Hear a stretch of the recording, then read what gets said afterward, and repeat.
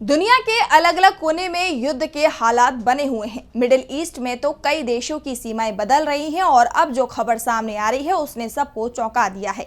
Asia महाद्वीप का भी नक्शा बदलने की बात कही जा रही है। भारत के पड़ोस में नया देश बन सकता है। तो क्या है पूरी खबर, जानने के लिए देखिए ये रिपोर्ट। मिडिल ईस्ट के बाद अब एशिया की भी तस्वीर बदलने वाली है। दावा किया जा रहा है कि भारत के पड़ोस में नया देश बनने वाला है।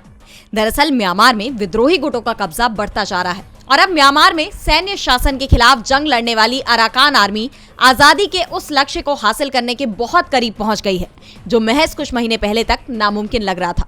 म्यांमार के जुंटा शासन के खिलाफ अराकान आर्मी का विरोध लगातार जारी है। वो एक के बाद एक सैन्य चौकियों पर अपना कब्जा जमाते जा रहे हैं। अब केवल भारत की तरफ से फंड किया जाने वाला म्यांमार का सिटवे बंदरगाह और चीन की मदद से बना क्याओ कफ्यू का गहरे समुद्र का बंदरगाह और मुनांग शहर ही म्यांमार के सैन्य जुंटा के नियंत्रण में रह गए हैं। हालांकि म्यांमार की जुंटा सेना ने विद्रोहियों के खिलाफ वायुसेना और नेवी का भी इस्तेमाल किया। इसके बावजूद अराकान आर्मी ने जीत हासिल की है।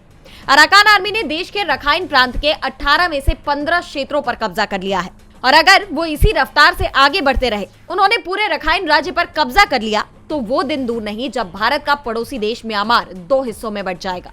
क्योंकि ये तय है कि अराकान आर्मी कब्जे के तुरंत बाद ही इसकी स्वतंत्रता की घोषणा भी कर देगी।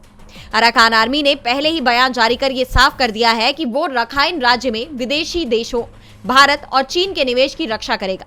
यानी पहले से ही वो नया देश बनाने की प्लानिंग कर चुके हैं और अगर ऐसा होता है तो ये 1971 में बांग्लादेश के निर्माण के बाद एशिया में बनने वाला पहला देश होगा। ऐसे में म्यांमार के जुंटा प्रशासन की मुश्किलें भी बढ़ती दिख रही हैं। डीवी लाइव की रिपोर्ट।